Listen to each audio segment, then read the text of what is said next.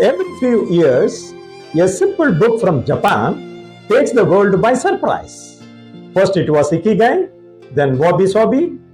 Now it is 80-year-old wall. Small books, simple ideas, yet global ripples. What is the secret? Have you ever wondered something strange? How is it that tiny, simple books from Japan, with the simple messages and no secret formulas, no breaking news, yet they touched millions of hearts from New York to Paris to New Delhi? But wait, if you look closer, you will realize much of this wisdom is not new at all, but became more louder across the world. India has been whispering the same truths for thousands of years through the Gita, the Upanishads, Yoga, and many ancient scriptures. But why is the world hearing it like it's a brand new? Why does it sound fresh when it travels from a Japanese garden, when it only echoes from an Indian temple? What is in them which is not there otherwise? Today, I am diving deep into this beautiful mystery, not with pride, not with regret, but with wonder.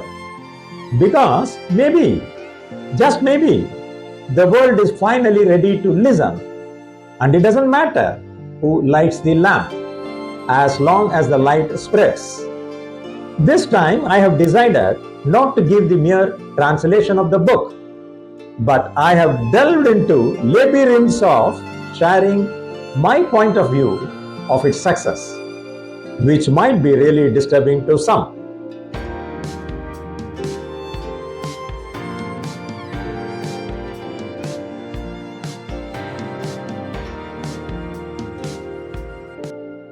I was really curious to find, especially being aware of ancient Indian wisdom.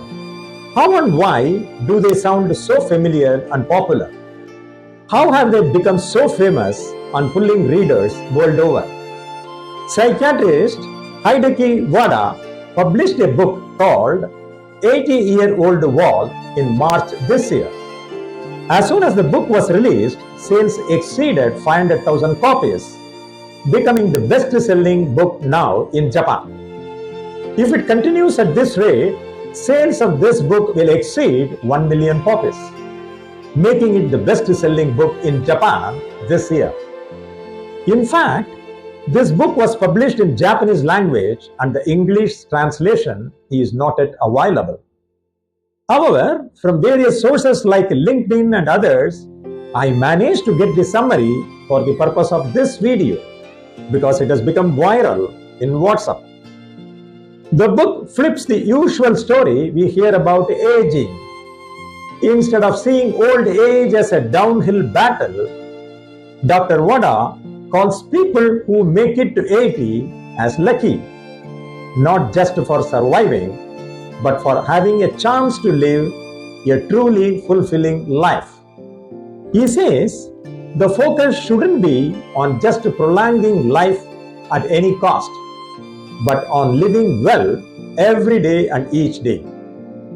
A big part of the book is about 44 sentences short, wise sayings that act like little guideposts for living independently, maintaining a positive spirit, and aging with dignity. Dr. Wada encourages readers to shift their mindset. Aging is not the enemy. It's a new chapter filled with different kinds of freedom and meaning. Well, here are some of the most insightful and uplifting lessons from the book, drawn from his 44 sentences, like keep walking, take a deep breath, stop learning, you will get old, don't be too patient, etc., etc. Wait. None of them seem to be groundbreaking tips to my mind, not revolutionary in content. All these are told by many at different times. It doesn't require a psychiatrist to say this. In fact, many Japanese books talk about that already. But how this book became a bestseller and rapidly moving for 1 million sales in Japan? I became intrigued and I turned my focus on why and how such Japanese books are advocating a soft and quiet life in the land of industrialization and hard work. Look at their earlier literatures. Books like Deming's Total Quality Management and Durand's Quality is Free resonated because they fed directly into their culture.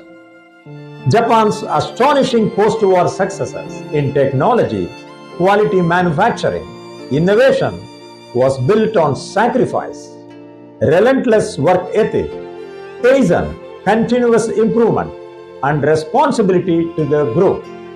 Work harder, smarter, improve every day, never settle for good enough.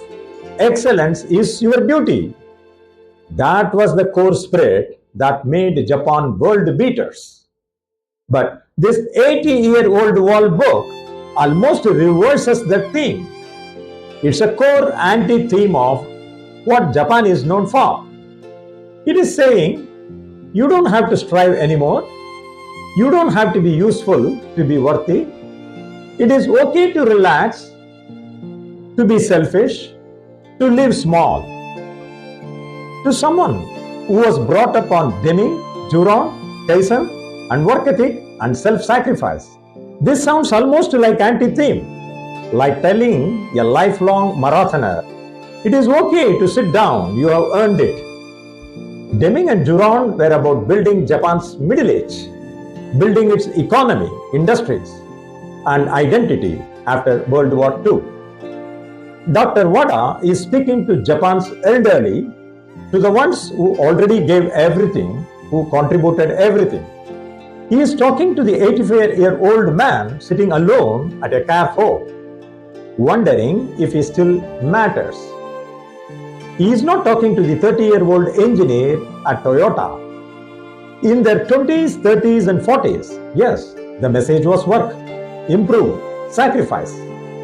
While Deming and Durand spoke to Japan's spirit of building, Hideki Wada now speaks to Japan's spirit of aging. Leave it as it may, I still pursue why such books are celebrated when it doesn't have any meat of the post-war books. There was a time America and Western world done serious research on Japan's growth, and such research books are important in every management schools. Now Japan has made 100% U-turn and all their wisdoms now give permission to relax and rest.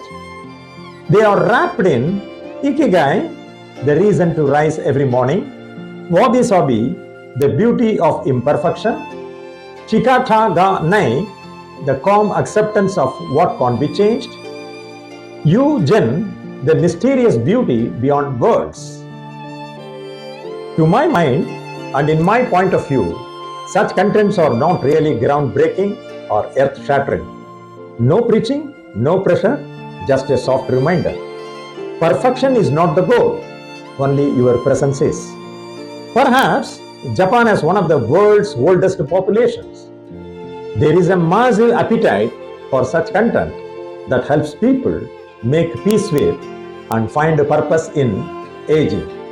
This book doesn't just talk to the elderly, it talks for them.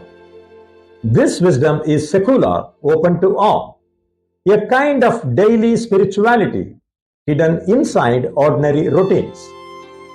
But talking about spirituality, long before such bestsellers and translations, India's sages had already whispered the same truths through Upanishads, Bhagavad Gita, the Yoga Sutra.